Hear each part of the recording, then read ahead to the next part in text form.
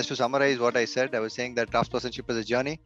So please don't expect that we'll learn everything in this 1.5 hours. So I'm just going to give you pointers as to answer basic questions of why, what, and how, and we'll all learn together. Probably I may not have answers to some of your questions, but I'll promise I'll get back to you eventually. Right? That's the context. Yeah. So we'll start. This is how I've structured the next 1.5 hours. So we'll try to make it interesting. So ask tough questions. But first couple of slides, I'll answer the question of why. Because if if all of us are going to spend 1.5 hours, we'll have to answer the question of why we are spending it and why. What's the impact on me, the company, and my life. So that's what I'll try to answer in the first couple of slides. And then we'll go to the what. What is craftspersonship? And as I said before, as conceptually, it's tough. It's a relatively new concept in the software industry. It's been around for 15 plus years in a mature way. So we'll try to answer the what, and then we'll see how as to what are, I mean, how you can, how all of us can be better craftsperson in what we do. That's the last section. So this is how I've structured the content. So if I have not answered any questions, please feel free to stop me, or if there's any fundamental concepts missing, also stop me. Okay.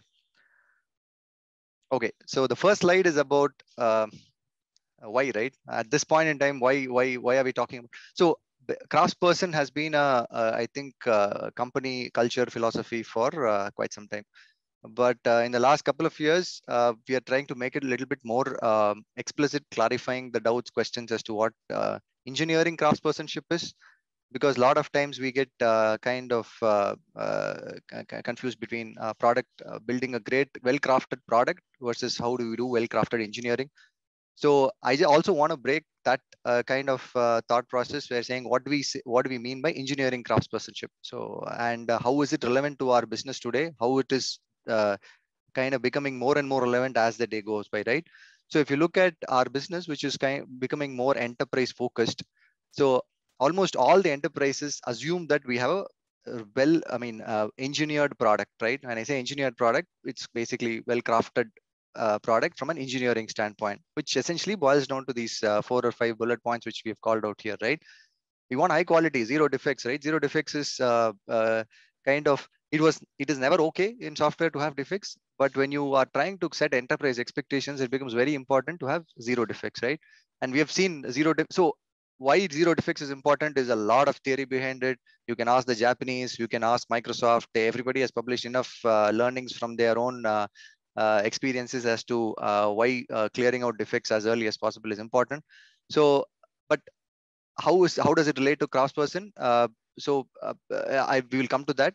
But one of the motivators of why craftspersonship is becoming important is because, I mean, of the expectations that our customers have of our product, and in terms of quality, in terms of customizations or extensibility of the product, reliability, availability. Because if you look at the enterprise customers, even an hours of worth of downtime, if you multiply it across the hundreds of agents that they have licensed for, that will be huge productivity loss for them, right? So that's why the problem gets magnified as we go to enterprise, but the problem is relatively less if you look at the other SMB customers. Not that it's not important, but it's just that it's more important, right? And we are talking about premium support from a standpoint of SLAs. Can we resolve issues quickly? What is the time to detect a problem? What is the time to recover?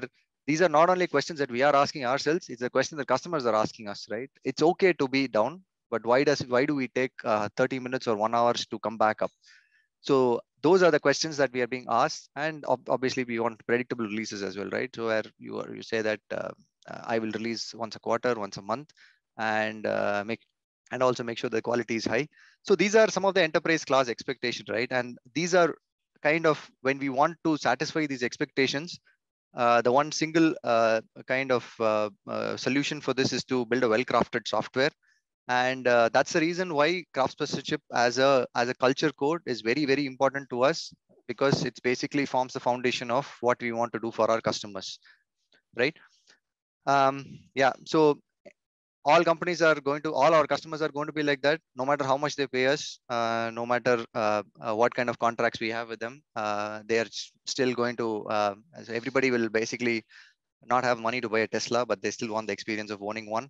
So that's the analogy here. So our only solution is to basically make sure that we build well-crafted engineered software, right?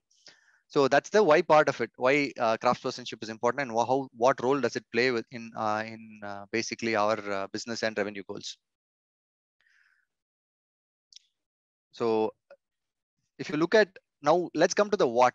Now, okay, now I know that craftspersonship as a culture code is important for us because it impacts revenue, right? Now, what is craftspersonship, right?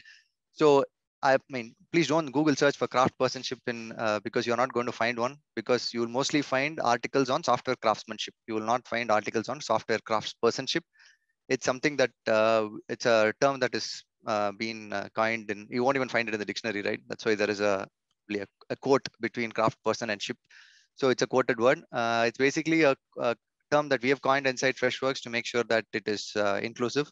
So so whatever you're searching for this well-crafted manifesto, just search for software craftsman manifesto, so you'll find it. So these are not something that we have created on our own. This is the industry definition of what is part of a well-crafted software manifesto, right? So what we're saying is that what is well-crafted software? First is just not just working software, but well-crafted software.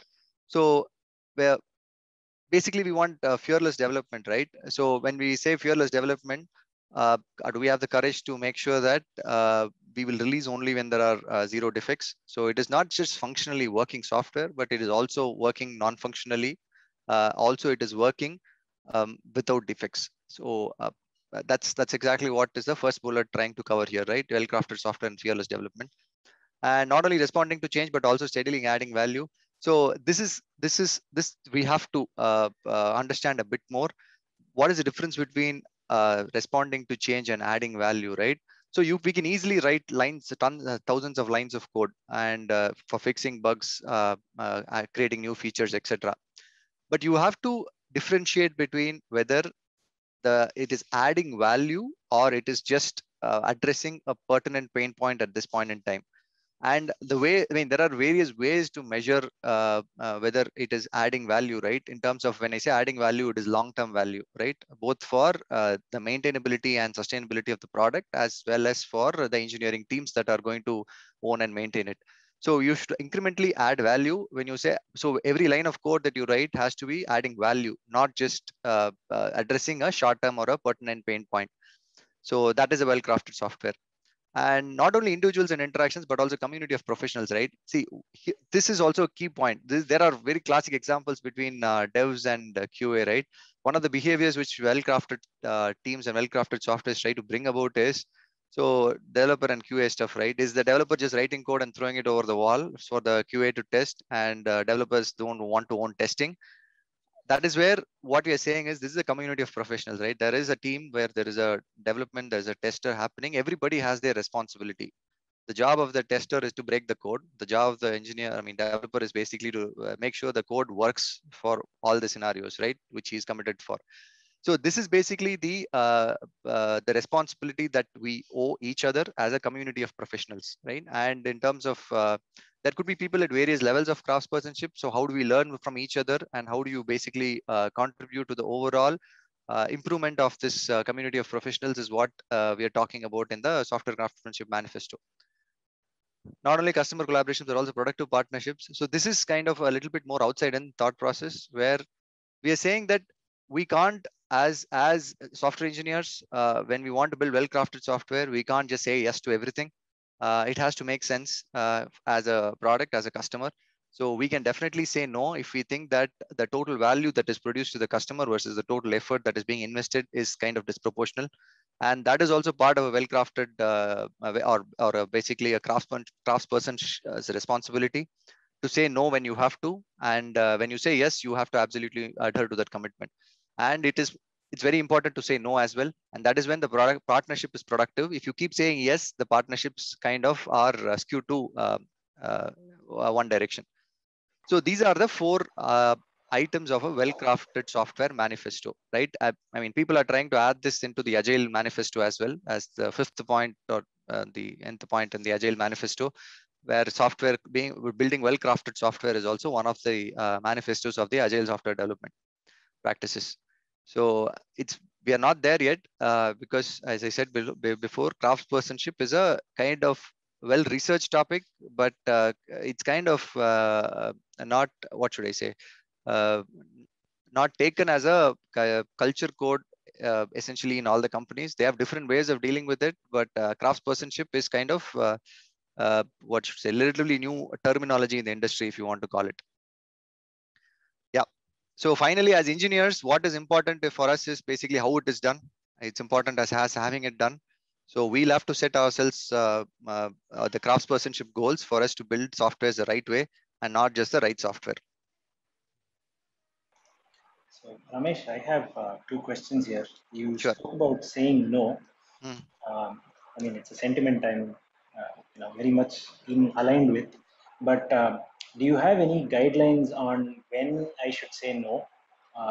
If I see something, what should be the reason, or what could be some good reasons to say no? And the other question is, at what level am I, let's say I am an IC1 engineer, can I say no? uh, that's, or if I'm am I allowed to say no only if I come to some other level? Yeah, no. I think no. Anybody can say no, but it's just that you will have to have enough understanding before you say no. It just can't be a random no, right? That's what we're talking about. Is there a framework for saying no? What are some of the check boxes or checklists that I need to have before I say no? And to answer your question first, I don't think it is level based. Anybody can say no. That is why we have created, if you look at the craftspersonship matrix that we have for levels, we have created a kind of craftspersonship goals for every level, right? And if you think that something is interfering with that, everybody, I mean, that person can say no, right? If you are, because as a company, if we have agreed that we want to build well-crafted software, I mean, at least from an engineering standpoint, if you think that there is something that you have to do which is not aligned, I think we are all welcome to say no. More often, it'll be a kind of a race between time and well-crafted software. But the idea is, I'm also covering it another slide. The idea is to the see, not just say no for the sake of it, but saying no after you have explored all other possibilities of kind of making sure that you can address all the priorities that is given. Only when you see there is a conflict between two or three items that you have been asked to do, that time you'll have to do say a hard no, right? And it's also important to bring about the reasoning as to why you're saying a no, and what are the areas of conflict because of which you are saying a no. I'm sure all of us are rational people will come to a good conclusion as to what is the right thing to do. Yeah, thank you, Ramesh. Any other questions that is pending? Okay.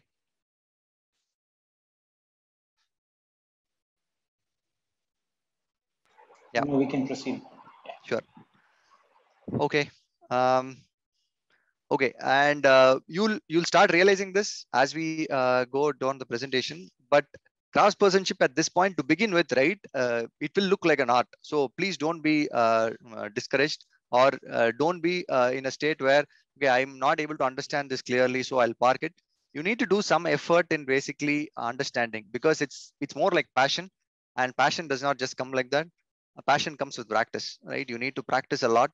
You need to try probably a couple of times. You'll not be able to make progress, but still you have to practice. And that's when craftspersonship will become a habit or a passion, right? And it's more, and when I say passion, why? Because it's also the way we measure here. I mean, if you look at these four or five different 4 points that we have put here, right? Like, how do you know that you're progressing? What is craftspersonship for me, right? What are the way scales in which I measure myself? So are you ready to sign your work, right? In terms of, if I've written a piece of code, basically a bunch of classes, or developed a certain module or a feature, or fixed certain bugs, are you willing to put your sign there? By this, what we mean is that, so in the sense, are you proud to talk about it, right? Write about it, speak about it. And even if it could be 10 lines, it could be 100 lines, right? If it's well crafted software, you will be able to explain why it's well crafted, including the choices that you've made, including the amount of effort and meticulousness that you've put in terms of writing test coverage, including finding all the security issues, etc. If you've kind of done that, you will be proud to say that these 10 lines of code are written by me, and I can explain how much of work that I've put into it, right? That's the first way in which you measure yourself as a craftsperson, right? Am I willing to sign the work that I have put in here. Take responsibility, right? In the sense that, I mean, not hiding behind license agreement is just text there. But what we really mean is that don't we should not give excuses for not being craftsperson, right? Not demonstrating craftspersonship rather. In terms of if there is a problem, let's say if it's a scalability problem, performance problem, rather than asking should we do this, or let's say we have not committed to this SLA, etc. We can see how we can figure out smarter ways of solving the problem, right? So that's taking responsibility. And reputation, right? Open source is a brilliant model for validating, right? Your craftspersonship, right? If you are able to if you are able to contribute to an open source project, I mean, at least a reputed open source project which has a good amount of developers, good amount of adoption, that's a brilliant validation of how well crafted code that you have as, and what craftsperson abilities that you're demonstrating, right? Because most of these open source projects are kind of, I mean, global, remote, etc. And not only that, and it also, you get also validation from various different facets of people, right? Beyond your peer team, peer engineers, your mentors, architects, and leads. So if you get that kind of validation, that says a lot about how you're progressing in terms of your craftsmanship journey, right? Last is taking accountability for mistakes. You have to take feedback, learn. As I said before, you're not going. It's very difficult to get this right in the first place. You'll have to keep trying. Practice, practice, practice is the only way to become a great craftsperson, right? So these 4 points basically will start giving you glimpses or insights into how you are progressing. If you're starting to demonstrate all of these things, or if you're trying to experience this, you can be sure that you're making progress in the journey of craftspersonship, right? So that's what this slide covers, right? We said, why is craftspersonship important for the company and for you as an individual? Then we said, what is craftspersonship manifesto? And we have seen how you can basically uh, uh, see whether you're progressing or not. What are some of the signs that you look for, and why it's more like a passion and a habit rather than something which is more scientific. Any questions, Vijay? Here. No, Ramesh, we're good to go. Okay.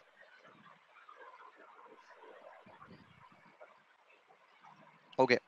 And I'm just trying to I put the slide because I just want to preempt. I'm sure this is on top of everybody's mind, my mind, at no matter what level, right? At every level, you will be faced with multiple challenges which will stop you, or basically which will deter you from following the craftspersonship ideologies, or practice guide, or whatever you have laid out for yourself as craftsperson's goal, right? There will be things that will, because if everybody was allowed to do it, I mean, things would be easy, rosy, right? You will have to manage across these expectations. You will have roadmap goals, you will have business goals, you will have churn goals, you will have tons of things to do, right?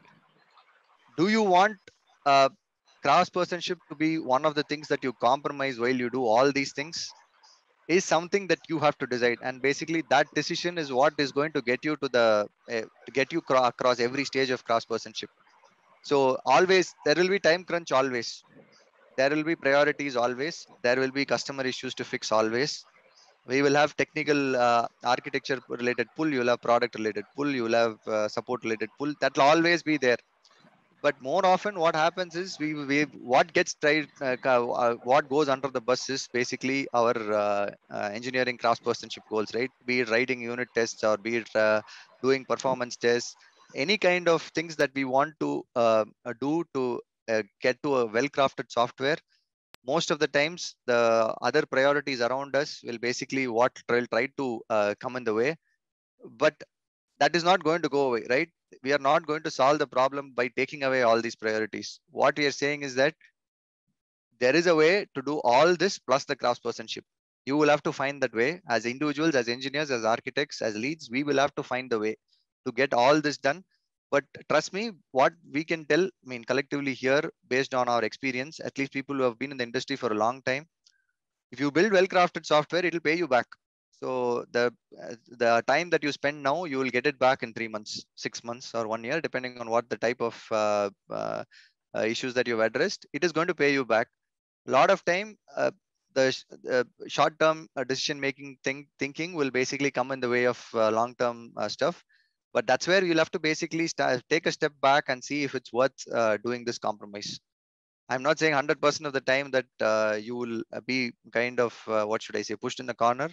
But whenever you are, you should step back and evaluate and take an objective decision as to when I'm not doing these craftspersonship goals that I have, what am I compromising? What is the impact? And then you should be able to take a strong decision. If you can't, please consult your manager or your lead or architect for guidance. But only you will be faced with this situation. The way you're going to deal with it is going to basically decide how good a craftsperson you will become and how in what span of time. So I think we can go on. Bashir has a question. I'll just unmute his mic. Sure.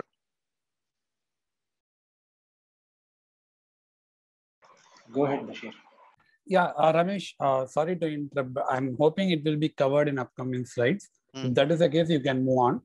So how do we look out for a passion from an engineer on the crafting well software when we are hiring an engineer, basically?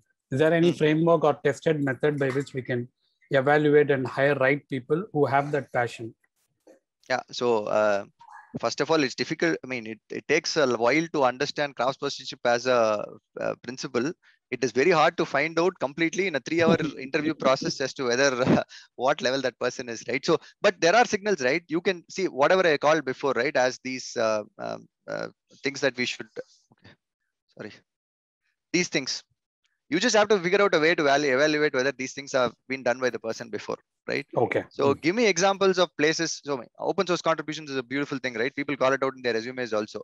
So if you've done in a decent open source project, that adds a lot of value that shows that passion that is there, right? And we can ask for explicit examples of these 4 items which the person has demonstrated in their careers or life before, so that we know that the passion, there is also conscious sense of craftspersonship, right? If they're able to call out circumstances and that call out conscious decisions they made towards this effort, that says a lot. Got it. Thank you. Yeah, it's somehow this will be one of the things that we can use. Yeah, in this chart. Right. Geet also has a question, Vijay. So any thumb rules to decide whether to go slow versus the path for get shit done, right? Yeah. So get shit done is kind of get shit done is good, right? It only tells what you want to complete. It does not say how, right? That's basically that's where the passion comes in. So nobody says get shit done with poor quality, right? There are a lot of things that are implicit. I am just saying that make those things explicit. So so the fact that there is an alternative path itself, right, is an option that we have chosen. Ideally, if you want to build software in the right way and one way, there shouldn't be an alternative path, because it is we all know that that path is literally a shortcut, right? And also, if you make this as a practice, the right path and the faster path will be the same, right? It is not going to take you significantly more amount of time to do the right thing if you basically make this a habit. So craftspersonship is about making it a habit so that even unconsciously you are following the right path always. And over a longer period of time, that will be the faster path. In the shorter period of time, I think there will have to be slight adjustments that you make, but still it will be worth it. So I mean, thumb rules, there is cost of delay. You can have, there is a lot of scientific ways you can see what is faster versus the right path. But the thing is, it can't be at the compromise of quality or craftspersonship, because see there. So if you want a scientific way, right, you have to prioritize what are the top 5 things for me and what is the order of priority for craftspersonship, right? Is it testing bugs? Is it performance, scale, etc.? You can create your own order. We'll talk more about what are the opportunities for craftspersonship in our day-to-day life at Freshworks, right? But that list itself will be huge, but if you can prioritize 10 things and say that, okay, these 5 are non-negotiable and I will always do this. The remaining 5 or 10, I can basically compromise it for making sure that I get shit done, right? It can be a thumb rule that you can create for yourself. And there is no universal thumb rule. It depends on the context of the project, product, etc. But the problem is the first list can't be 0. That's where we are, right? There can't be a list of non-compromisable things that we want to do when we are doing software. Okay. It has to be a finite list of things which you say, as a software engineer, I will not compromise. Makes sense, Ramesh. If you keep that list will start growing, and once it grows, I mean, it becomes big enough, it will become a habit. That's what you'll have to watch out for. Yeah, I think habit, making it as a habit is a very nice way of looking at this. Yeah, habit will come only when you practice. So, and you have to be conscious of it. Yeah, Vijay. Like, Geet, is your question answered? Yes, Vijay. Yeah. Okay, so Ramesh, Shoaib has a question. Over to you, Shoaib. Hey, Shoaib. Hey, Ramesh. So, yeah, it's a related question. See, the thing is that as craftsperson, right? I mean, what happens is that sometimes, right? I mean, we will need to take shortcuts because the business demands it, and sometimes we take those shortcuts knowing well that that particular shortcut will create tech debt, right? And it's just a question of being pragmatic, right? So my question to you really is, how really should a craftsperson look at tech debt, both in terms of tech debt that will be created by any particular decision which will be created in the future, and also tech debt that needs to be worked on because some has been piling up for a while, right? So yeah, if you can answer that, it'll be great.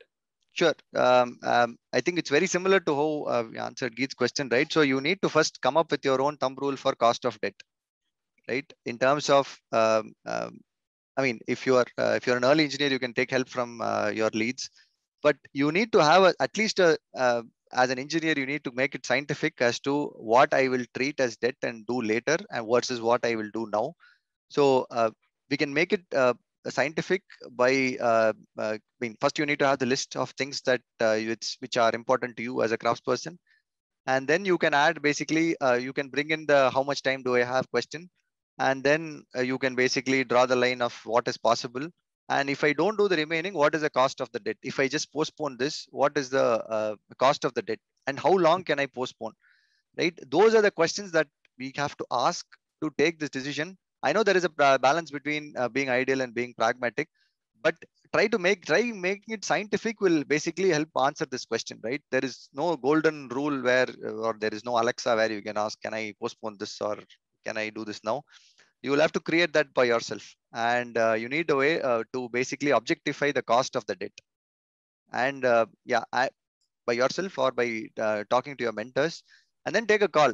Probably the hack is not worth it, right? Not every hack is worth it.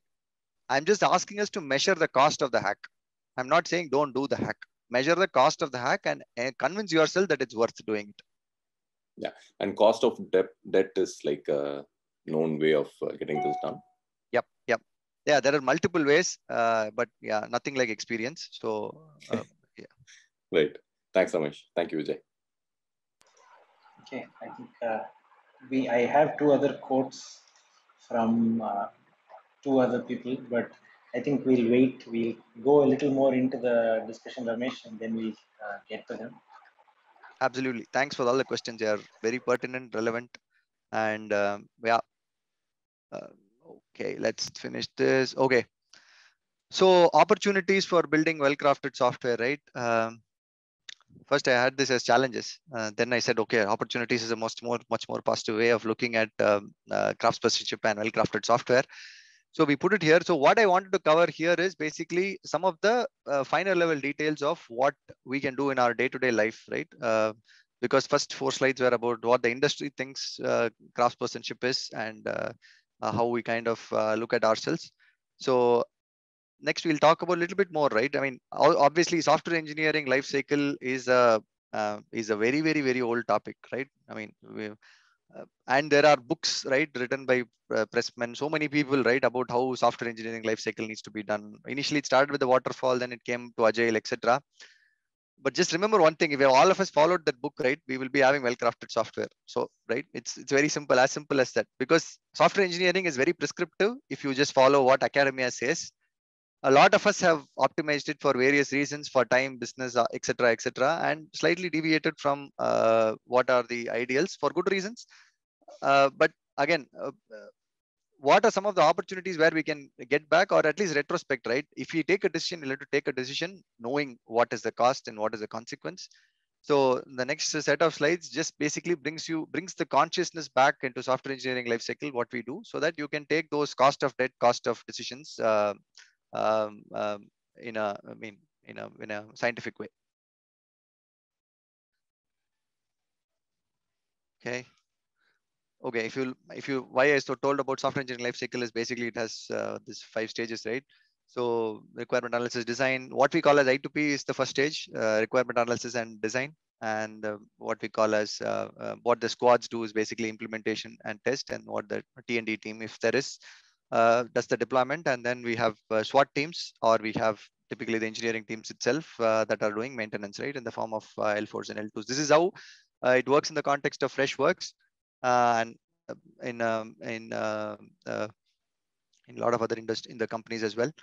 So what are the opportunities that, I mean, this is basically some of my learnings here, as well as peer reviewed work as to what are the opportunities that we have at each stage of this to basically do a retro on how we can be better craftspeople, right? That's how I've covered these slides. Basically based on where are the gaps today, or opportunities that we can use to become better craftspeople at each of these stage of software development lifecycle. By the way, details of this is also covered in the Confluence document, which is much more detailed, elaborate, and by levels also. But this is just a precursor to how that document came into being and what was the thought process behind this, right? So first of all, right, when does I2P stop? What is enough, etc.? There are it's a very tough question. So I2P was a process that was basically designed to quickly bring product architects and leads into the same page with respect to what the requirement is, what is the scope, how we should do the design, etc. Right? It's still a very relevant process. We just are calling it I2P, and but what it really means is we will have to get to a stage of detailed scoping as quickly as possible as to how long will it take, what am I committing, what is the definition of done, what is the kind of exit criteria. That is all we want. That's all we have to get to that, so that we know from an expectation standpoint what the customer is going to get. We know from an expectation standpoint what is the quality of the end product that is going to be delivered as part of this effort, etc. Right? But more importantly, estimation is kind of the key, right? While we try to so what are the factors that are going into the estimation? So we do a swag, right? First scientific wild ass guess in terms of which M, X, L, S, XS, whatever that is, right? That's the first level. And based on what I have seen so far, that is easily wrong by anywhere between 2 times to 4 times, right? We say S, but it might end up with a M or L or whatever, right? But at that level. But we don't stop at that level. We basically, after we get a swag, we go to a much more detailed discussion on next level of scoping, technical design, interfaces, etc. Right? Once we get down to the clarity, what happens is it comes down to a factor between 1.5 to 2, right? Whatever we said earlier. I have this. So if I take a estimation call after this, the scope of the estimation going wrong is kind of 1.5 to 2 times, right? Even with the detailed design done, there is still a scope that you can be wrong by 1 to 1.5 times, 1.25 times, right? This is basically to factor in some of the creeps that are coming in, or some of the use cases that we didn't cover. So a few of the other things, right? So this basically is where we have to, as cross people, we have to strive to at least get it down to 1.25 to 1.5 times of our initial scope, right? For that, what do we need to do? How many questions we need to ask, right? So we can't say that craftspersonship is only about writing code, right? It's not only about that. Even in the early stage of software engineering lifecycle, this plays a very important role, because, by the way, the earlier you get it right, the earliest stage of software engineering lifecycle, the remaining stages are going to be less painful. If you get it wrong, or if you get a deviation in the earlier stage, it is going to be more expensive in the later stages of SDLC. So how do you get to a kind of an estimate which is kind of reasonable and meets commitments, is something that you have to practice as craftspeople in this stage, right? Again, there are various methods of estimation. There are scientific ways. It's called out in the sheet, right? How we can estimate. It can be based on history, or it can be based on your experience, or you can have various ways in which you can we use estimation techniques, etc. But there is a point at which you have to say a no also, right? Saying no to certain things, as we said below, if you calculate ROI, if you calculate the return of investment of this particular, so if I choose implementation one, design two, what will be the cost of the design versus what will be the benefit? Have I done that valuation? If the cost is significantly outweighing the benefit, are we saying no? So as I've tried to capture here, right? Knowing when to say no, but try hard to say yes.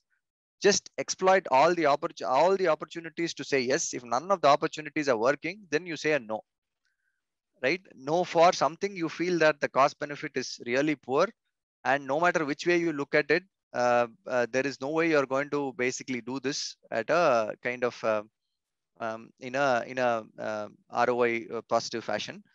That's where you have to say a no, right? And wherever you say yes, you will have to make sure that you have reasonable estimates and meet commitments. When I say reasonable, which is at least 1 to 1.5 times whatever you have estimated, you should be able to finish the job. Otherwise, you still have scope to improve on your craftsmanship in this area. So that's about requirements analysis, especially around I2Ps, right? So the way from what we have tried to do is we have tried to get better at this by breaking down I2P itself into various phases, right? So initially we have a pre-I2P where that's where you give a swag, right? Basically walk through this feature and say what it is we want to deliver. Then you actually go into the product A2P where you have walked through the mocks, etc., to see whether what is shown in the mocks is even doable. Whether there is data that the data is present for whatever the mocks are showing. Then you go to the tech I2P, right, where you say, okay, what are the interfaces that I need for this? What are the new APIs that have to be built? What are the existing APIs that have to be modified? What any DB changes that have to be made? All that is a tech I2P. So typically we have a rule of thumb, right? You cannot get to this 1 to 1.5 times accuracy of estimation unless you finish the tech I2P. Right. So that's basically what we say. So the way we have categorized, at least in Freshdesk and CXPU, is that we split the epics into low confidence and high confidence. So if you've not done tech I2P, it will still remain in low confidence, where we are explicitly communicating expectations that this is not going to get done in the initial swag estimate that we have done. Most likely it will be 2 times to 4 times away from whatever we have said. So let's all agree to that expectation, because I really don't have clarity. So it's not only about pushing for clarity, it is also making sure that we communicate it all around, because again, craftspersonship is also about collaboration and building that partnership. So you will have to keep stakeholders informed and make sure that you push for information for clarity, as well as once you have the clarity, provide reasonable estimates for the commitments. Yeah. And if you don't know the impact, you can ask for it, right? We have RISE scores and all that. Brilliant ways of figuring out what the impact is. So you should ask for it. As architects or leads, when you are scoping or estimating, please ask for impact. Please ask for adoption. All that we should ask, because ultimately, if you want to do the right things for the product and the customer, doing this ROI analysis is important.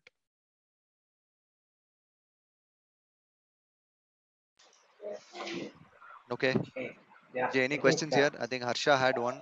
Is that answered? I think you've answered it. Yeah. Yeah. Okay.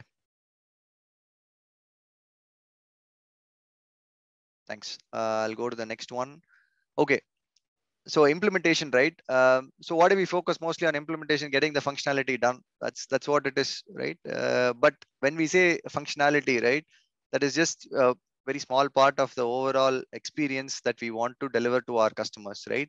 If you just look at the elities, what we call as the architectural qualities of the system that you're building, this is the list. Probably there is more, but at least this is the list. You can You can Google for quality attributes of a software system. You will get this as well as more. So while the functional aspects are important, all these are also important. For example, right, accuracy, right? This is the very good example is I'm sure which most of you will also associate yourself with data accuracy for analytics that we are doing now. So though functionally we said, okay, let's push events to central, let the analytics pipeline take care of it, putting the data in the analytics data warehouse, then surfacing it through queries. All that is fine. That is just a functional pipeline that we have met, and we've shown a graph. Great. Is the work done? No, because data accuracy is a very, very important quality of the system, and putting focus on it while implementing it is going to basically determine whether this is going to be the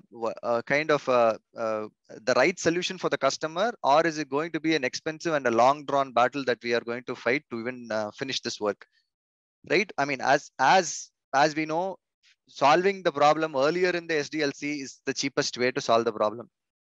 If you don't do this, if you find it during testing, it is more expensive. If you find it after deployment, it is even more expensive.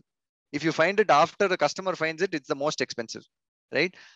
So if the more you focus on these, the better chances that you will create the right experience for the customer, which is non-functional also. I am not saying all of these are important for everything that you do. No, please don't get me wrong.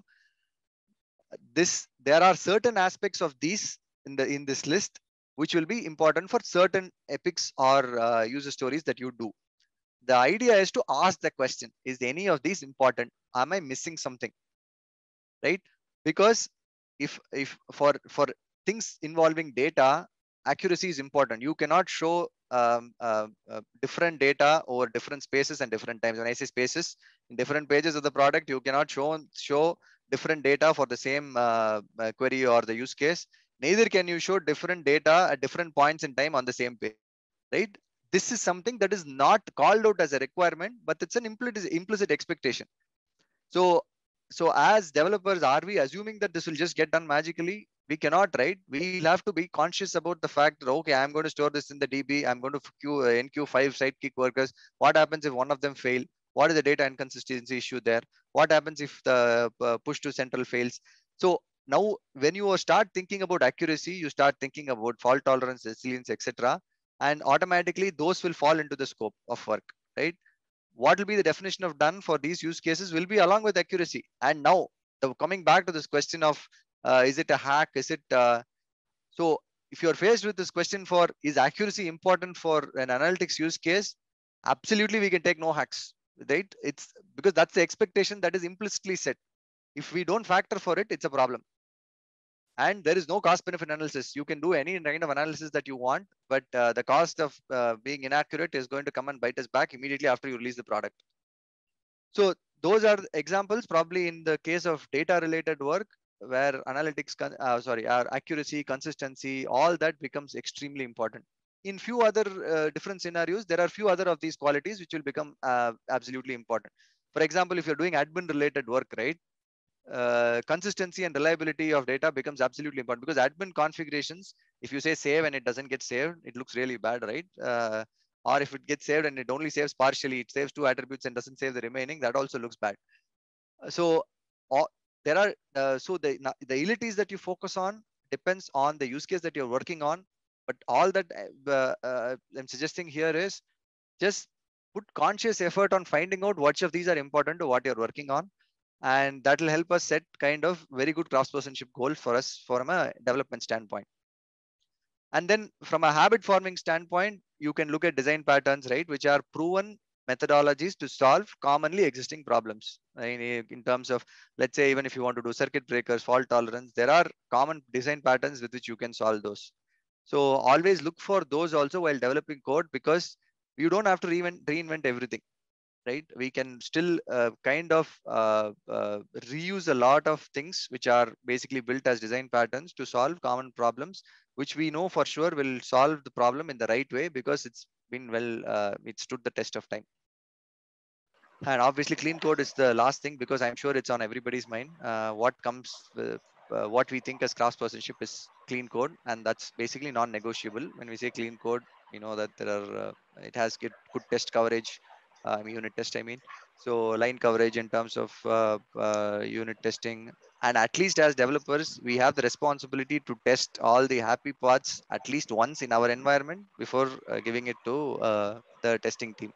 So that is also a craftspersonship habit or a attitude that we have to develop, right? So writing clean code as well as making sure that uh, uh, the engineers who develop the code test it is also a great craftspersonship habit that we have to cultivate.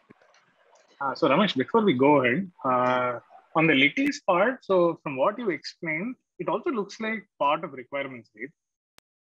I mean, do we need to also think of litis as a requirement from a kind of a technical requirement aspect? Yeah, so from requirement analysis design, definitely you have to look at it. I mean, it will come as part of scoping and I2P as well. The whole utilities, but here I'm more talking about implementation of the utilities itself, right? I mean, requirements, you'll say accuracy of 3 nines, right? That will be the requirement. So only when you implement, you will know how to get to the 3 nines, right? What are some of the things that I have to do, including how do I make sure that whatever I'm doing will get to 3 nines. So all this is part of this phase. Sometimes it may be design related. Sometimes it may just be implementation related. It depends on the utility though.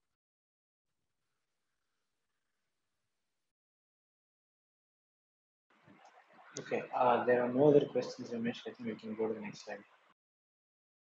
Okay. Okay. The iceberg picture has been used for many purposes. So thought we'll use it for this also, right? Basically, it shows what is hidden and what is obvious. Right?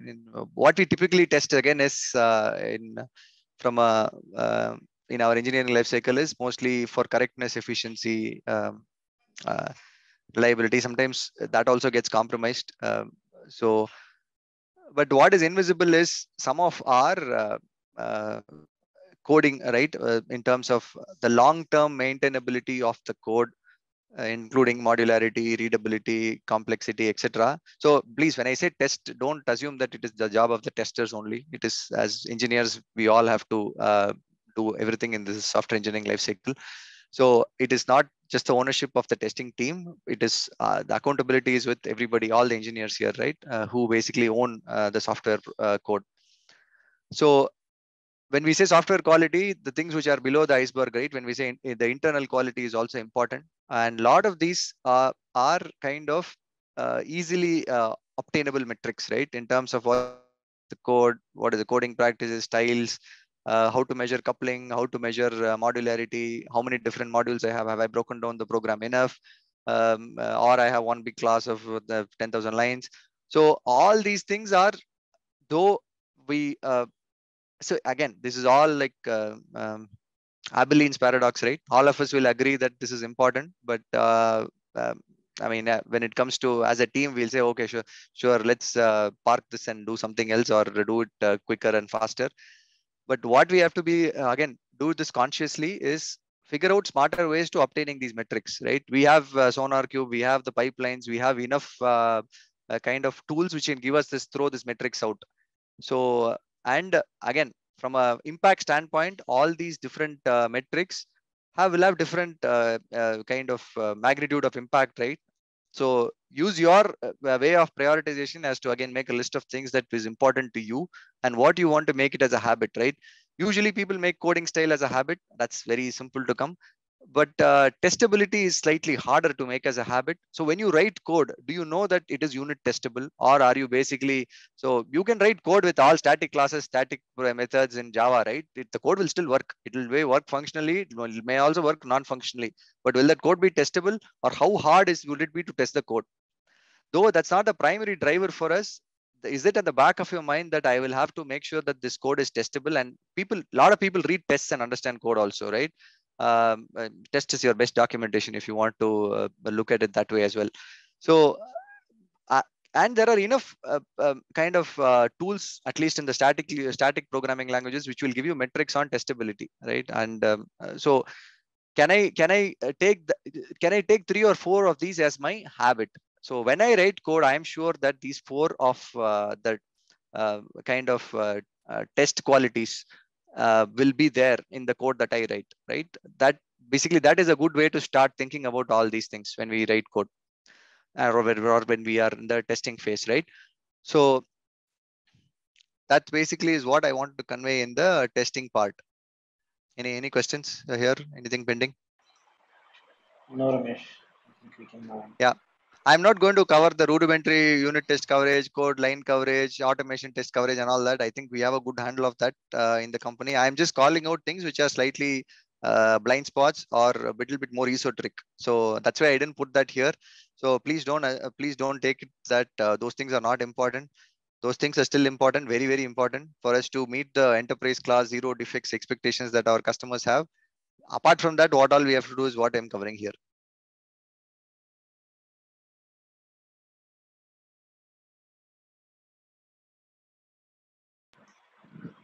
Okay. Okay.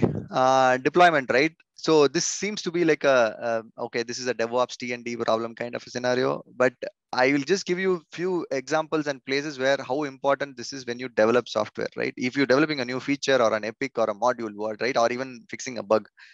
Has anybody thought about if there is something that goes wrong in this 100 lines of code that I've written to make this feature happen, how soon can it be detected? Do we put that thought process in our mind when we write code, or even when we write put alerts or whatever, right? Observe as part of observability. Does it kind of strike in our mind during the SDLC period that how long will it take for somebody to detect a problem in this 100 lines of code that I've written? And that's a very, very important metric because our availability hinges on that. And basically availability is nothing, right? See, I'll tell you there, I mean, after having spoken to a lot of customers and a lot of availability issues, right? You know, customers typically don't complain if you are down. They will complain if you are down for half an hour, 1 hour, or 2 hours, right? If you are down for 5 minutes, 10 minutes, 15 minutes, and then you recover, you're able to recover completely. People usually are very understanding. They don't have a problem. That is why there is usually a time budget for downtime also, right? In terms of 3 nines or 4 nines or whatever that gets translated into minutes, there is a budget. People are okay. But if you are not able to detect a problem for half an hour and you take another 1 hour to go and recover or fix or roll back or whatever, that's when we have a very unpleasant conversation with our customers or stakeholders, right? And is this coming into our mind when we are writing code or developing software, right? It could be a combination of both, right? The way we set up alerts, or the way we have even logged metrics or have logs in the system. Shouldn't so this should be on top of the mind because this is basically insurance policy for the risk, right? If something goes wrong in my code, let's say I have not caught an exception, I have not handled the use case, something went wrong. Do I know about that first, or does the customer know about it first? Today, I mean, at least from based on what I have seen, most likely the customer will tell us that we will not be able to find before the customer. So how can we avoid the situation? Because what we are saying is that if something goes wrong in my code, are you able to confidently tell that I will know about it before my customer does? Right? That's what we call as mean time to detect. How much time, what is the time period within which you can detect a problem in production? Ideally, you want to fix all the issues during staging. I'm talking about the use case where you have not handled a few things. Okay, now it has gone to production. Now, how soon can I detect this problem if it happens? And after that, what is my strategy for repair? Right? If this goes wrong, now what will I do? Is there data that's gone stale? So if so, what is there a script to correct the data? What should I do? Or should I just roll back the code? I can because this is an idempotent feature. It doesn't data wouldn't have data will correct itself over a period of time. I just have to roll back the code. What is your strategy? Right? For all critical features, at least you need to think about this when you are creating a rollout plan, you're creating a deployment plan. You need to think about all this, right? And this is basically a really great example of how you can display craftspersonship or be a better craftsperson for in this deployment phase, right? And believe me, trust me, it's everybody's problem. It is definitely not DevOps or T&D problem. It is all of our problem because it's our code. We wrote it, right? For all your features, do you have this timeline graph of how it will work?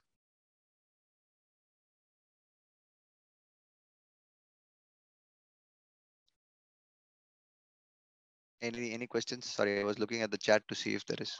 Yes, Ramesh. Shoaib has a question. Shoaib is here. Yeah. Yeah, Ramesh, hi again. So I'll just read out my question. So one of the questions, right, which kind of we keep getting again and again on Vox Pop is about innovation, right? One thing probably you could answer is, do you think craftspersonship can help, feel more innovative, right? While we are working on everyday work items. I think, by the way, this is a great slide. You're looking at, hey, you're kind of unearthing opportunities in the, in our usual SDLC. But then again, it's not just about, hey, what I can do. It's also about how I can do it. So maybe you want to take and maybe you can explain some of that, Ramesh. Sure. Shoaib, I have covered that in one of the later slides as part of one of. Excellent. Yeah. Yeah. Shall I touch upon that when I come to that? Yes. Yeah. We can get to that, Ramesh, later. Sure. Yeah. Thank you. Yeah. Okay. That's about deploy. So I don't have a separate slide on maintenance, but I have a lot of examples, right? Where we can display craftspersonship for maintenance. See, and typical example is what we call as the data fixes in our L2 teams, right? So when something goes wrong, we typically do a data fix, which is absolutely right, because we'll have to solve the customer problem first, but no data fix is a fix, right? It is just a alleviation of a problem for the time being. The actual fix is somewhere in the code which caused the data to be incorrect in the first place. So with respect to craftspersonship in maintenance, right? Do we have the diligence to go back and fix the actual root cause and not just stop at doing the data fix? Because again, it's you do the data fix, it's only for that customer. You do the fix, it is for all the customers in future also, right? It's a very simple algorithm there to decide whether we have to do the root cause or not, right? That's a very so I mean there are lots of examples, right? I mean even which a lot of people can associate with, right? For example, there is the customer plan change, or he did some configuration. It didn't change in our side, but it has changed in the ChargeP side, right? We don't show it correctly, but somewhere this thing happened, right? There is a L2 ticket that comes in, oh, say I did this, but I don't see that reflecting in mine. What we'll immediately go is we'll go and update our DB, run a script and change the DB. But actually what might have happened is the ChargeP webhook wouldn't have come, or it would have come and we would have failed at some place because there is some processing problem in our side, because for this particular scenario, when we throwing a null or somewhere, we would have just dropped it. So it's important to go and fix that problem rather than just fix this particular instance in which the customer is reported. And I'm sure most of us do that. But if you're doing that, excellent. We are on a very good position from a maintenance standpoint in craftspersonship. If not, we should try to basically automate repetitive ways of finding issues.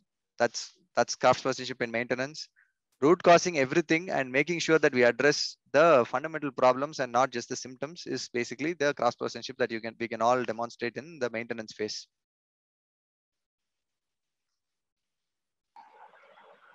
Right. So I think like there's a question from Naveen, but I can't find him in the list of attendees. He's dropped off.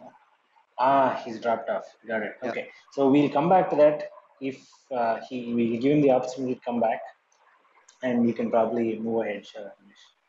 Sure. Both are not even easy questions to answer. So we'll come back. That's also a good reason for punting it. Yeah. Okay. Now we have so I think there is enough gyan about why, what, and how, right? So now trying to make this a little bit more. So we are talking, and as engineers, we all want to be scientific. We all want to have a very good way of measuring ourselves, seeing where we are. Okay, the craftspersonship, as Naveen says, right, is subjective. We don't want it to be subjective. We are trying to make it objective. So it should not be subjective, right? That's not what me and Shoaib are talking about. Shoaib is trying to make it as objective as possible. We'll cover that also. And we want that because that's the only way we can put a mirror in front of us and say, okay, am I doing well? Am I progressing? Where are the gaps? What should I do as an engineer? Because this is not only about developing software for Freshworks, right? All of us in our career we want to be great software engineers, right? Either architects, leads, or managers. So we'll have to be great software engineers first to do that, right? Am I going in the right direction? I think that's what we want to find out. You need a mirror, you need a compass. You need a mirror to see where you are. You need a compass to show the direction, right? That is what we are trying to do in the next phase of this presentation, saying, okay, what does this journey look like? How do you find out where you are? What do you need to do to make this transition happen, right? And that's why we have defined 3 phases of a craftsperson's journey. You're an apprentice, you're a journey person, or you're a professional, right? Again, if you want to search for on Google, you should search for apprentice, journeyman, and craft and master. So we have made it inclusive and changed the terminologies here. So what we are calling as the 3 phases of a craftsperson's journey is apprentice, a journey person, or a professional. And definitely as a company, as an organization, we'll provide you enough tools, enough help to make sure that you can find out where you are, as well as all the help that you need to move across the phases. Or if you're already a professional and then you want to do more, what can you do more to benefit other people in the other phases of the craftsperson journey? All that we'll provide. Yeah, I'll also cover what we are doing briefly, and then I think Shuaib will do a more detailed presentation in the next AFP to on that topic. But I just want to touch upon these 3 areas because, again, understanding these 3 is also slightly more intense. So I'll try to. So what I have tried to do is I've tried to put ourselves in a familiar territory by by taking analogies of, which I assume is analogies that we all know, right? Most of us at least would know Star Wars here. So I'm trying to put analogies so that we all can understand what does apprenticeship mean, and what does apprentice, and what are the responsibilities when you're in this phase. What are the signs to look for if you are doing well there, and whether you are in that phase. I'll just try to put it briefly here. Again, the tool that we are going developing, and we'll talk about more in the next kind of AFP meeting, will give you more ways of finding out where you are. Okay, so Star Wars, great example of apprenticeship, right? Jedi, typically they start as apprentice, right? You see somebody giving a lightsaber to, this is Qui-Gon and Obi-Wan, right? I consciously did not put Obi-Wan and Skywalker because we don't want to get into the fact of whether you will become good or bad after the training is over. So that's why I put the positive examples here and not the negative one. But that's all about apprenticeship, right? You have to learn. Very simple. Because at that point in time, you don't know what to learn also. That is the stage we are calling as apprentice, right? You are trying to find out how best can I learn? Because a lot of people ask me, right, where should I start? What should I learn? Is this good? Because right now, trust me, folks, we are in a environment where there is no problem of constraint, right? There is a problem of choice. There is no lack of information. There is a deluge of information. You don't know where to start. You don't know what to learn. So typically, what all do I need to do to get to the next level? What am I doing right? What am I doing wrong? It's more of an introspection. If you're that stage, right, that's typically apprentice, right? You are only focused on one thing: how to make myself a great craftsperson or a professional craftsperson. That's the only thing on your mind, and you're trying to find out methodologies which works for you, right? As I told before, you're trying to make that list of 10 things or habits which I should cultivate. You don't have that list today, right? That's where if you are in that place, you're typically an apprentice, right? Only thing that is required is the attitude that I will always find a way, a better, smarter, and faster way to do what I just did before. And I know that probably there are better, smarter, and faster ways of doing things. I don't know what they are now, but I have the great attitude to learn and find out those ways, right? That's the only thing we need for an apprentice, and that's exactly what those are the signs that you can look for to see if you are in that place. And there will be targeted programs which we will figure out for folks to move from this level to the next level, which is the journey person. But I'll tell you something: when you make the transition, it will not be discreet. People around you will notice that you are making a transition consciously, right? Once you start forming the habit, the checklist, people around you will notice, and you will realize that you are making a transition from an apprentice to a journeyman, the journey person rather. So that's about it. So please remember this, Jedi. If you people have not watched Star Wars, try to watch it and see what apprentice is. I mean, I mean, from my understanding, I think though they have very good examples of how apprentices learn, right? With a lot of real life examples. Anything to add or comment here, Shoaib or Vijay? I actually have one question, which is, so you detailed going from apprenticeship to journey person to professional. Hmm. That's so let's say I am currently a journey person at some skill, Hmm. let's say DevOps. Do I always start at apprenticeship in every new skill, or do I ever get to leapfrog? Um, See, leapfrog depends on your learning appetite, right? If you can do it fast, it's great. See, the fact that you know what it takes to be a journey person in one of the areas will only accelerate your journey in the other areas. Because as I said, if you figured out how to learn, right? That's the trick, right? That's what is difficult. I have figured out how to become an apprentice from an apprentice to a journey person in let's say DevOps. So you have a methodology. So all that you need to do is apply that in all the other areas and kind of move the phases. And again, everybody may not be a professional in all the areas of software engineering lifecycle. You'll also have to pick and choose the areas that you want to be professional in. So it'll be great if we can do it in all the areas, but it is not sometimes it's not practical. It all depends on the opportunities people have, and but making conscious effort if you get the opportunity is what will happen if you've already made progress in one of the areas. Got it. Thanks, Ramesh.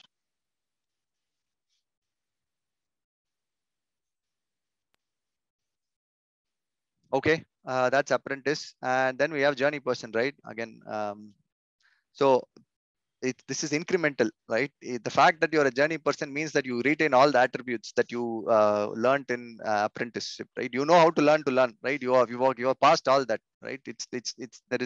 This is not a completely new step, right? It is an incremental step. But what are you doing more? You're still learning. You're still learning how to be a professional. But what are you doing more is you see, there are in a typical organization or even in a large team, there will be professionals, there will be apprentices, there will be journeymen. Journeymen typically do is they are basically the carriers of information from across two masters or across two teams. They are the communication channels within and outside the team, right? Okay, it's like, oh, we are doing these three things in my squad, in my team, in my BU. Is somebody else doing this? Or okay, something else good is happening in that place. Can I take that? Is there a design pattern that's already implemented there? Can I take that and apply it here? That's what is the characteristics of a journey person. So they have figured out how to learn.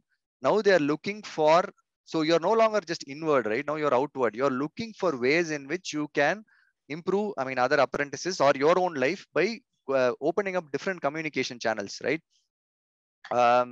Yeah, you still need to have an attitude to learn, but here what you're doing is you're creating the network across other journeymen and professionals in the organization where you can basically accelerate the path for other people in your team to also make this progression, right? And typically journey people work across multiple masters also. By my masters I mean professional craftspeople. So we can call them as mentors or architects here, doesn't matter, but it's one and the same. So they work across multiple professionals. Why that's important? Because you will learn different things from different people. So that is what again is the characteristics here. And obviously you're also looking to become a professional, right? In terms of it's a okay, I'm from all the learning, all the mentorship that you're getting from different masters and different teams that you're talking to, the journey towards the professional craftsperson is happening. So these are the things to watch out for to figure out if you're in the journey person phase of a craftsperson ship journey, right? So I've tried to summarize it in the last line: expand into a responsibility to mentor those around you and to communicate with the rest of the industry. Sometimes it's also the rest of the industry. It's industry if the company is small. It is typically other BUs and other teams if the company is large. Typically in Freshworks, there is enough opportunity even to do it across other BUs and other teams. And if you do it in the industry, that's also great, right? Typically, this is an example where people go and present what are some of the things that we have done in conferences. People write blogs. So this is your connect to the industry, right? Not just reading, but also contributing back to the craftsperson in kind of journeys that we've been having inside the company. So there's a question, Ramesh, which I will read out. Yeah. Sometimes the things to learn is too overwhelming. When can I call myself an intermediate from an apprentice, and what would be a professional. I think you're going to answer the professional in a slide, Yeah. but I think the punchline is here. Learning multiple things makes one feel like a jack of trades, and I think so. I think the question is no question mark, but I think if we have to infer it, the yeah, I think the inference would be how do you, when it's so overwhelming, how do you continue learning? And uh, when you are forced to learn so many things, or when you're in a situation where you have to learn so many things, you feel more like a jack of all trades rather than a professional. I think these are the two questions here. But you can choose to answer it after you know talk about professional. No, I think I touched upon the first point where I already said that today in a world that we are in, we have a deluge of information. There's a problem of choice, right? Picking what to learn rather than kind of a constraint, right? Like I want to learn this, but I don't know how. So that's the situation we are in. So that's why it's important to find out that master or a professional craftsperson who you can look up to, who will advise you, right? Because again, as I said before, we can't cover that in the presentation because it's not generics. So you need to find that professional who can tell you, okay, these are the areas that you should do. This is what you have to do, right? As an organization, the learning tool that Shoaib's team is building will help you with some of those as pointers. But again, for you to kind of take a very educated decision, you can talk to your mentor or a professional craftsperson who you are working with to help you with that decision. So I think that is why professionals are there, and that is why as an organization we also have enough tools to support you to undergo that learning, because the tools that the learning resources that we provide will also be curated. Like you don't have to search through millions of things. We'll provide you a curated list of things that you can learn to get to the next levels.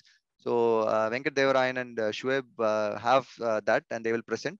But that's one way in which you can solve this deluge of information problem.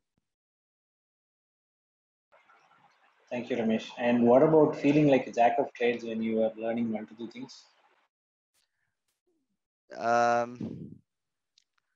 Okay, it's a personal choice and a view. But see, one of the jack of trades, it depends on the curiosity quotient of every engineer, right? You can call it jack of all trades, but uh, depend on where is your curiosity today, right? You can jack of all trades and master of none is an very old adage, right? Today you have enough avenues to be master of many trades also, not all, but at least many. So depending on your curiosity, where does your curiosity lie? I think that is what you have to satisfy first. Where is the opportunity and where is the curiosity will help you in guiding as to what you want to learn and how you want to grow. You can be curious about all the phases of software engineering life cycle. You can learn how to do each one of these in the best possible way if that is where your curiosity lies, right? And that's where your passion lies.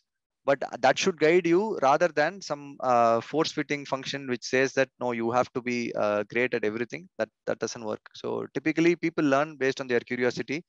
And if you don't have, you should question why you don't have the curiosity. Is that the opportunity is not providing you to have that, or is there something else? But I think that will basically guide you to see where you want to, where all you want to be a professional at. Yeah, thank you, Ramesh. So I think the prize for today's question of stumping Ramesh goes to this anonymous attendee. Thank you to the anonymous attendee also. That's a good way of giving prize also. Yeah, I get to keep it this time. Yeah. Okay, master. Obviously, now nobody can be a professional other than Master Yoda, right? So, uh, to the extent that we have a separate multi-part series based on Master Yoda after Star Wars saga is done. So again, I'm putting these faces so that you can associate something or somebody in the practical world who basically epitomizes the professional or the master that we're talking about in terms of perfection, in terms of mentorship, in terms of who you want to look up to, and basically who you will dream of when you're dreaming of a professional craftsperson, right? That's why I put these faces. In no means, I didn't mean to say that there is nobody else in the world. There could be better analogies also, but this is within whatever is my scope of thinking that I could think of. But imagine this, right? You know what it is to basically do what is to be a craftsperson, right? I mean, that probably you will cover even in the journey person's journey. But what is differentiating with a professional is that you've figured out a way to propagate that information to others by creating tools or creating best practices. So you can imagine these are the people who create frameworks, right? I mean, which basically help others to become make the transition from apprentice to journey person or journey person to professional, right? You basically enhance the skills of others by orders of magnitude. So by creating new tools, right? You create other journey persons. You are moving the industry forward, right? I mean, all these kind of new technologies, frameworks, tools that are built typically are kind of examples of professional craftspeople who have not only the passion but also have the skill and can also show direction to the industry, right? So yeah, so the most important part of software craftsmanship basically is usage sharing and acquisition, usage, and sharing of superior skills, right? Sharing of superior skills is what needs to be underlined. So you've not only figured out how to do things, you've also figured out how to share these things with others in a scalable way so that you can move the industry forward as well as upskill other people. That's the difference between a journeyman and a professional.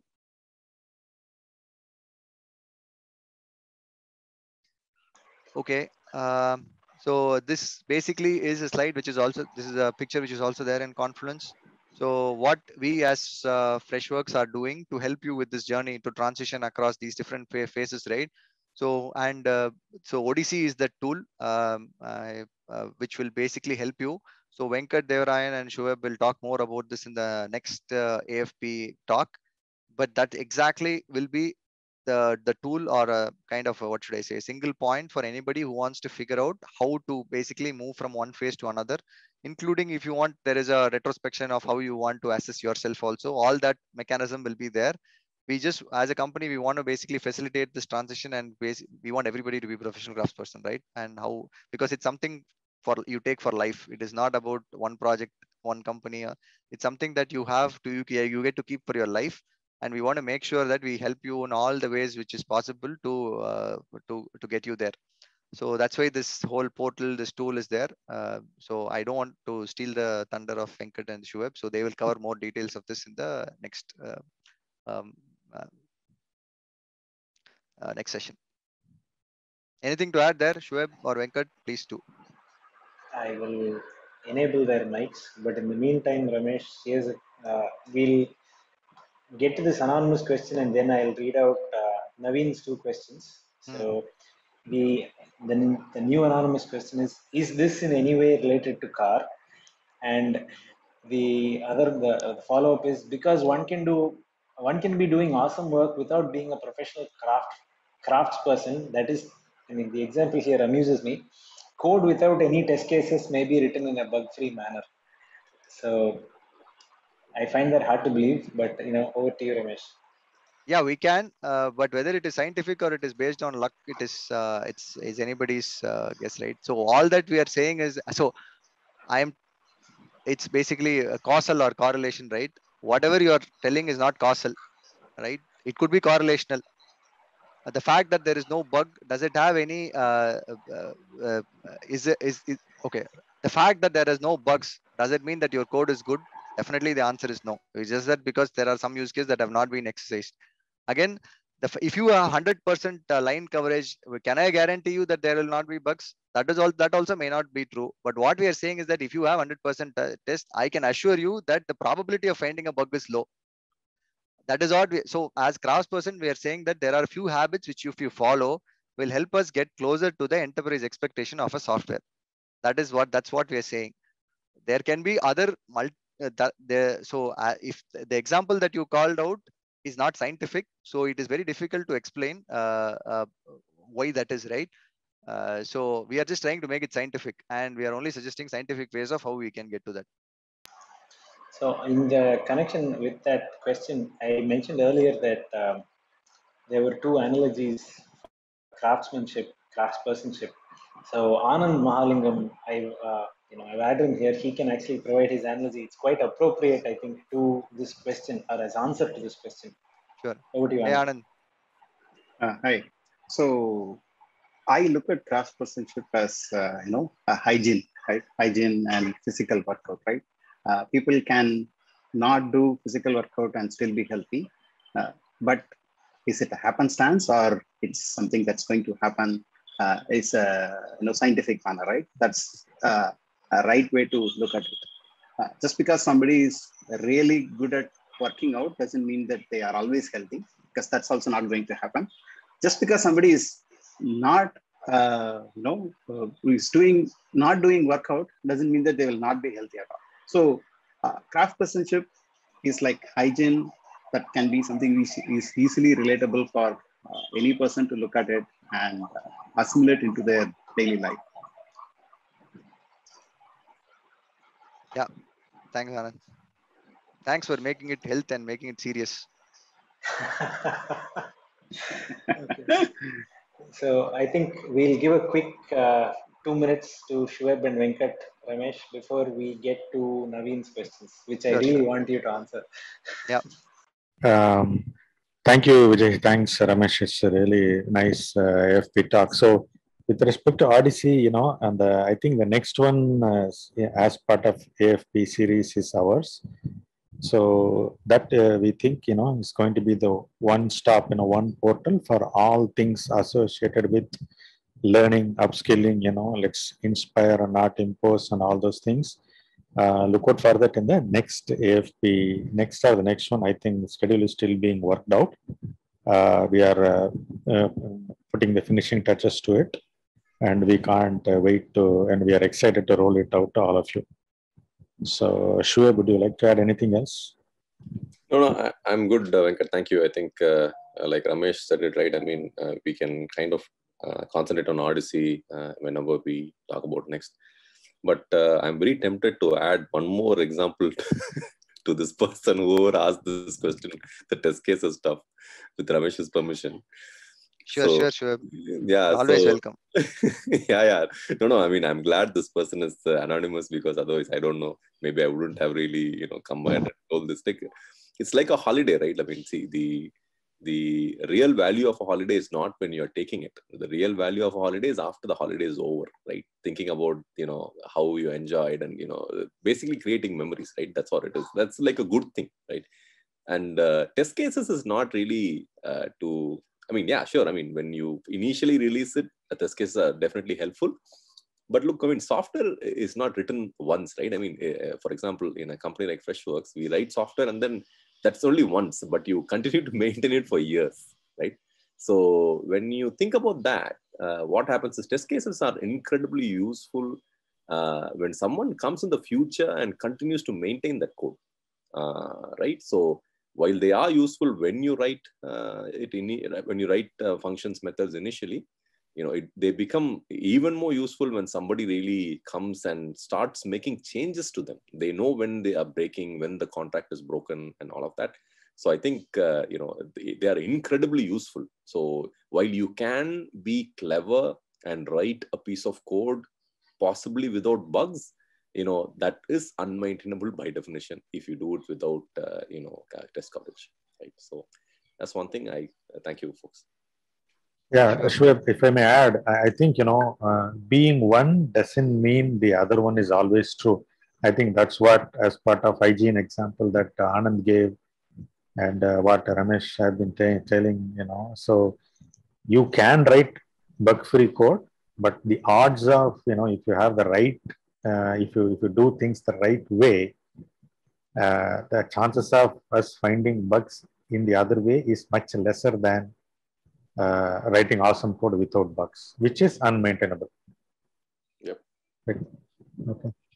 Okay, Vijay, I have to answer the car question, so I don't want to bypass that. Okay, yeah, go ahead. Okay, so folks, we are talking about larger things here, like what you should do for your life to be. So that's why this picture is not about engineer at Freshworks. We are talking about engineer for life. If you want to hold good engineering practices, habits, be a craftsperson for life, we are covering this. The tool also is not only about making sure you're a great Freshworks engineer. You're going to be a great engineer for life. So car though is important. We are saying if you just do this, car will become a byproduct, right? We are not going to use this for car, but if you do this, that will happen, because that is typically, as an engineer, that if you're saying that I'm covering you, the life expectations of an engineer is what I'm covering. So if you do that right, car will happen, right? That's how we need to look at it. So I would say take it that way. I think your any doubts will be removed from your mind. So is it sort of like a rising tide lifts all boats, Ramesh? Yeah, it depends on where it is racing, but yeah, it will. Okay, let's go to Naveen's questions. Right, I think these. So the first question is: let's say that um, the current organization you are at does not have the best engineering practices. Mm. What do you do in that case? That's one. The second is best practices. Craftspersonship itself is subjective and always changing. So how do you strike a balance within the team and across teams in the organization? Okay, I think the second question is easy to answer, right? The ODC tool and all that is this whole exercise, this presentation, the Confluence page and the learning portal and the self-assessment, everything is to make sure that Craftsperson becomes scientific, at least in the context of what we want to do in Freshworks. It's very easy, right? Mostly we are talking about general principles. All this will make it scientific and not subjective. So, and again, there was another question also, there is too much to learn, what to learn. So we are trying to bring in focus to, and basically reducing the noise and reducing the subjectivity as much as possible. That is what we are doing. So we are taking what is happening in the industry, making into capsules that people can consume, what is relevant, all that is happening, and the tool will evolve, right? The learning topics, objectives, all that will evolve. We'll try to keep that. That's our job, right? And we will try to refine the requirements of craftsmanship also from time to time. So we'll take the subjective out of craftspersonship. So that definitely is part of the tool and the work that we are doing around it. So I think that should answer the question. And we will keep up with the evolution also, right? I mean, it's not like this will be the last presentation we do. Next year also we will do something. Sure, Ramesh. So Harsha has a question here. First Harsha, question, your mic.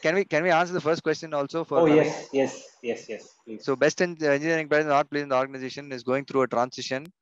Uh, okay, yeah, we have to start somewhere. So the more see, the idea is basically the more professional craftspeople that you have, they will help you scale the engineering practices in a way that we can do it along with the organization's normal organic growth. So that's the best way to basically leapfrog, right? You have a lot of professional craftspeople who know how to scale the best practices, right? It's not like I know what to do. I also know how to make 50 other people do it. So I think that is what we have to do to leapfrog, if you ask me.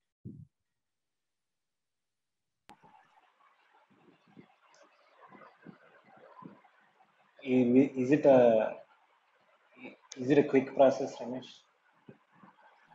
I don't know. If we knew the answer, we would have already done it. No, it's not quick for sure, right? So Right. it is definitely not quick. Anything organic is not quick. So Right. Thank you, Ramesh. Okay, Harsha, you can unmute yourself and ask your question. I think Ramesh just answered it maybe. My question was the challenge to find out that product has deficiencies and find out where we could, bring in craftsmanship and how we could have a transition plan to, get it into a more, much better state is one challenge. But the real challenge in many ways is to convince the other stakeholders that, that this currently what we have has deficiencies and we need to move to a more maintainable product. That I think is the most, because if that if we get this thing shot down once or twice, it can have a effect on like anyone else who's also thinking about craftsmanship. They would actually be dissuaded from getting into this again. So that is the key challenge. And how do we are there any tried and tested ways in which we could actually bring in other stakeholders into our point of view? Yeah, so very good question. And typically, as architects typically face this challenge, especially if you want to get the buy-in. But I'm sure it's true at every level also. See, the very simple answer is you have to have empathy. You have to make it scientific. That these are the only two thumb rules that I can think of to make the convincing happen really fast. So you need, when I say empathy, you need to look at what is important for the other person and how is this decision going to impact that whatever is important for the other person.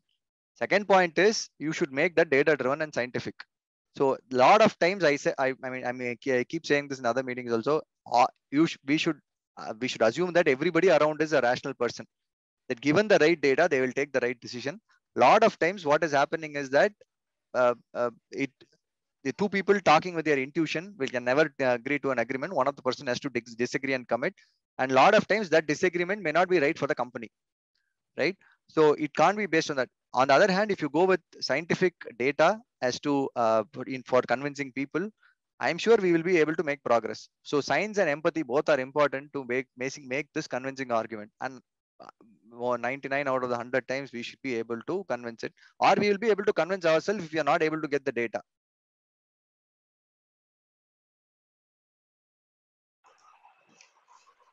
Yeah, I think that is a good note to end this meeting. We've gone a little over time. Thank you very much, Thank you, Vijay. Ramesh, for this talk. Vignesh Jagadishan actually suggested that we should probably make this talk as part of our onboarding system itself. I second that. Thank you so much, Ramesh. Yeah, absolutely. My pleasure. Thanks for the opportunity, Vijay, Shoaib, and please reach out to me if you have any questions. You can ping me on Slack. Call me, do whatever. Please let me know, or let me know if you have any thoughts on improving this or the program, or drop me and Shoaib a note. We will definitely take action.